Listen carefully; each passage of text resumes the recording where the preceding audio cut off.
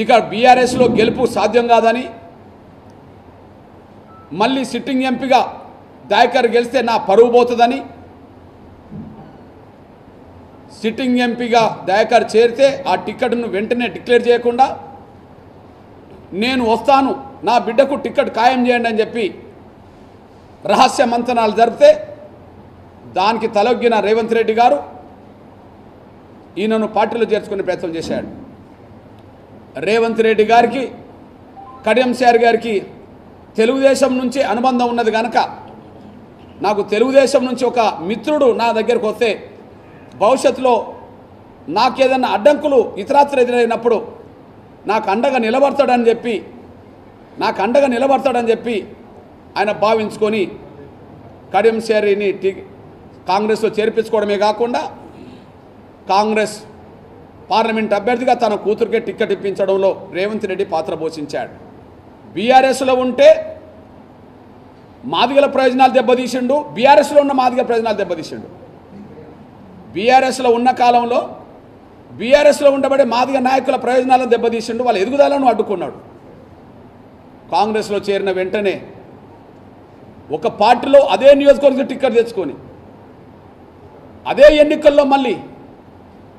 ఎన్నికల్లో మళ్ళీ ఇంకో పార్టీ టికెట్ తెచ్చుకోవడం అనేది ఎంత హాస్యాస్పదం, ఎంత అవకాశవాదం. తన బిడ్డ మళ్ళీ కాంగ్రెస్ చేతిలో ఓడిపోవద్దని, దయాకర్ చేతిలో ఓడిపోవద్దని, ఓడిపోతే తన రాజకీయ జీవితానికి ప్రమాదం ఏర్పడుతుందని చివరికి కాంగ్రెస్లో టికెట్ తెచ్చుకోవడం ద్వారా కాంగ్రెస్ మాదిగల ఎదుగుదలను కూడా మళ్ళీ అడ్డుకున్నాడు. ఇది కాదని చెప్తాడా?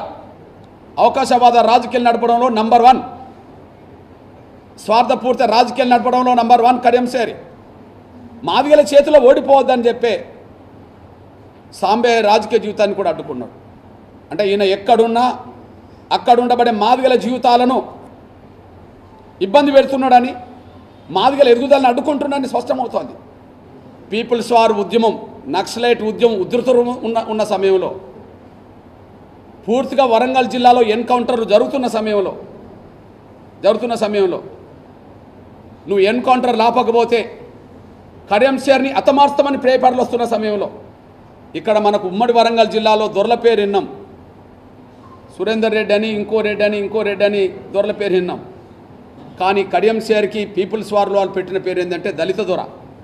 ఈ ఉమ్మడి వరంగల్ జిల్లాలో తెలంగాణలో కనుక ఎన్కౌంటర్లు ఆపకపోతే, నిర్బంధన ఆపకపోతే నిన్ను వరంగల్ నడి బజార్లోనే ఉరిదీస్తాం లేదా ఇంకోటి చేస్తామని చెప్పి బహిరంగ ప్రకటనలు వస్తున్న సమయంలో ఎంఆర్పిఎస్ బహిరంగంగానే పీపుల్స్ వార్కి అప్పీల్ చేసింది. మా దళిత వర్గాల నుంచి ఒకరే ఎదిగాడు, ఆ ఎదిగిన ఆయనకు మీరు దొరాని మాట్లాడి మా దళిత వర్గాలలో ఎదిగిన ఒక్కరిని మీరు హతమారిస్తే మాకు ఇంకెవరు ఎదిగినోళ్ళు లేరు కాబట్టి అట్లాంటి స్టేట్మెంట్లు ఇవ్వద్దని చెప్పి పీపుల్స్ వార్ దృష్టిలో, నక్సలైట్ల దృష్టిలో మేము టార్గెట్ అవుతామనే విషయం మాకు తెలిసినా కూడా నిన్ను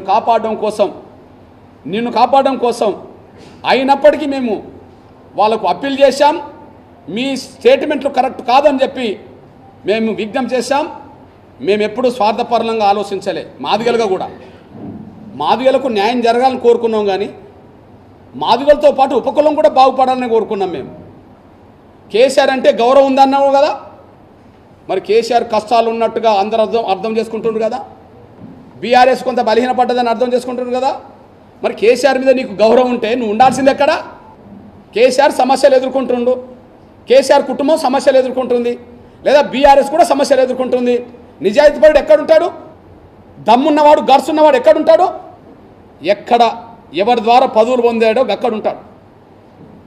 ఈయన బీఆర్ఎస్లోనే ఎమ్మెల్సీ అయిండు, బీఆర్ఎస్లోనే ఎంపీ అయిండు, బీఆర్ఎస్లోనే డిప్యూటీ సీఎం అయిండు, బీఆర్ఎస్లోనే ఇప్పుడు ఎమ్మెల్యే అయిండు. ఇవన్నీ బీఆర్ఎస్ అధికారం ఉన్నప్పుడే కదా. బీఆర్ఎస్ అధికారం ఉన్నప్పుడు ఒక డిప్యూటీ సీఎం దాకా నేను తీసుకెళ్ళిండు కదా. మరి ఆయన మీద గౌరవం ఉన్నదని నువ్వు ఇప్పటికీ అంటున్నావు కదా. మరి ఇప్పుడు ఓడిపోయినప్పుడు ఆయన పక్కన ఉండాలి కదా. కేసీఆర్ అవినీతిపరుడు అని అంటలేవు కదా నువ్వు, కేసీఆర్ దుర్మార్గుడు అంటలేవు కదా. ఆయన నీ దృష్టిలో మంచోడే కదా, ఆయన పట్ల నీకు గౌరవం ఉన్నది కదా. ఆయన పట్ల గౌరవం ఉన్నప్పుడు, ఆయన కష్టాలు ఉన్నప్పుడు ఎట్లా బయటికి పోయినావు? మాదిగ బిడ్డలు కూడా కాదని నిన్ను నమ్ముకొని నీ బిడ్డకు టికెట్ ఇచ్చాడు కదా. చివరికి కష్టాలున్న సమయంలో నువ్వు పోయి పారిపోయి మళ్ళీ అధికార పార్టీ వంచన చేరావు కదా. అవకాశవాదం నీదా నాదా? నువ్వెంత స్వార్థపరుడివి? ఈ భూ కబ్జాలు చేసి అనబడుతున్న వాళ్ళే, ఈ అవినీతి పరులు అనబడుతున్న వాళ్ళే నీ బిడ్డ టికెట్కు సహకరించారు కదా. అంటే నీ బిడ్డ టికెట్కు సహకరించినప్పుడు మాత్రం వాళ్ళు గొప్పలు అయిపోతారా? నీకు ఎమ్మెల్యే టికెట్ రావడానికి వీళ్ళ సపోర్ట్ చేశారు కదా. ఉదాహరణకు పల్లా రాజేశ్వరరెడ్డి సపోర్ట్ లేకుండా నీకు టికెట్ వచ్చిందా? ఎర్రబల్లి దయాకర్ రావు గారు కనుక అడ్డం పడితే నీకు టికెట్ వచ్చేదా? వాళ్ళ సహకారంతో వచ్చేది కదా. ఇప్పుడు వాళ్ళే భూ కబ్జాదారులు అవినీతి పరులు అనుకుందాం. అంటే నీ బిడ్డకు నీకు టికెట్ వచ్చేటప్పుడు వాళ్ళు అవినీతి పరులు అని తెలిసినా కూడా వాళ్ళ సహకారం తీసుకున్నావు కదా. అంటే నీకు స్వార్థం కోసం ఉపయోగపడితే వాళ్ళు ఏం చేశారు తెలుస్తుంది అన్నట్టే కదా. దీన్ని బట్టి అర్థమైంది, అవకాశవాద రాజకీయాలు నడపడంలో నంబర్ 1 కడియం శ్రీహరి. బీఆర్ఎస్లో ఉండబడే నా మాదిగ సోదరి సోదరులారా, బీఆర్ఎస్ ఉండబడే మాదిగ సోదరి సోదరులారా, నిన్న సిట్టింగ్ ఎంపీ దయాకరు బీఆర్ఎస్లో ఉన్నప్పుడు టికెట్ రాకుండా సొంత కూతురుకే టికెట్ రప్పించుకొని బీఆర్ఎస్లో ఉండబడే మాదిగలకు ద్రోహం చేసింది, బీఆర్ఎస్లో ఉండబడే మాదిగ నాయకులకు అన్యాయం చేసింది, వాళ్ళ ఎదుగుదలకు అడ్డుకున్నది ఖచ్చితంగా కడియం శ్రీహరి కనుక ఖచ్చితంగా కడియం శ్రీహరి కూతురును చిత్తుగా ఓడించాల్సిన బాధ్యత, చిత్తుగా ఓడించాల్సిన బాధ్యత ఖచ్చితంగా బీఆర్ఎస్ శ్రేణుల మీద ఉన్నదని కూడా గుర్తు చేస్తున్నాను. కాంగ్రెస్ అభ్యర్థి ప్రచారం కోసం ఏ కాంగ్రెస్ నాయకుడు నాయకురాలు వాళ్ళు మాదిగల్లో ఉన్నా బయటికి రావద్దని నేను కోరుతున్నాను.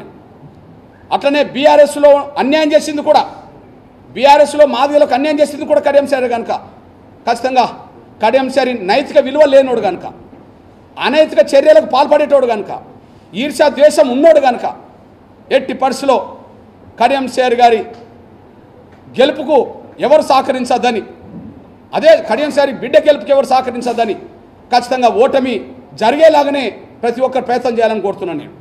ఈ ప్రభుత్వాలు చేసిన పథకాల కంటే ఎంఆర్పీఎస్ సాధించిన ఫలితాలు, ఆరోగ్యశ్రీ పథకం పేరుతో అన్ని కులాల పేదలకు ఆరోగ్య భద్రత, వికలాంగుల పెన్షన్ పెరగడానికి దారితీసింది, వృద్ధుల వితంతుల పెన్షన్ పెరగడానికి దారితీసింది, తెల్ల రేషన్ కార్డు బియ్యం కోట పెరగడానికి దారితీసింది. సమస్త అణగారిన వర్గాలకు ఎక్కడ అన్యాయం జరిగినా అక్కడ ప్రశ్నించుకుంటూ వస్తున్నది. కాబట్టి ఎంఆర్పీఎస్ ఉద్యమం అనేది మాదిగల కోసమే కాకుండా అన్యాయం గురైన వర్గాల కోసం గొంతిప్పుతున్నది కనుక, పోరాటం చేస్తున్నది కనుక ఎంఆర్పీఎస్ చేసే విజ్ఞప్తిని పరిశీలించాల్సిందిగా, ఎంఆర్పీఎస్ చేసే విజ్ఞప్తికి అనుగుణంగా ఓటేయాల్సిందిగా, సహకరించాల్సిందిగా ఖచ్చితంగా నేను విజ్ఞప్తి చేస్తూ, దేశ భద్రత దేశ గౌరవం, దేశ భద్రత దేశ గౌరవం నరేంద్ర మోడీ గారి ప్రభుత్వం మీద ఆధారపడి ఉన్నది. దేశ అభివృద్ధి కూడా నరేంద్ర మోడీ గారి ప్రభుత్వంలోనే సాధ్యమవుతుంది. కాబట్టి మూడోసారి గౌరవ నరేంద్ర మోడీ గారిని మూడోసారి ప్రధానమంత్రి కావడానికి కావాల్సిన శక్తిని ఇవ్వడానికి అందరు కలిసి బీజేపీకి ఓటేయాల్సిందిగా నేను ఉమ్మడి వరంగల్ జిల్లా ప్రజలకు, తెలంగాణ ప్రజలందరికీ నేను విజ్ఞప్తి చేస్తున్నా. దయచేసి విజ్ఞప్తిని అర్థం చేసుకుంటారని ఆశిస్తున్నాను.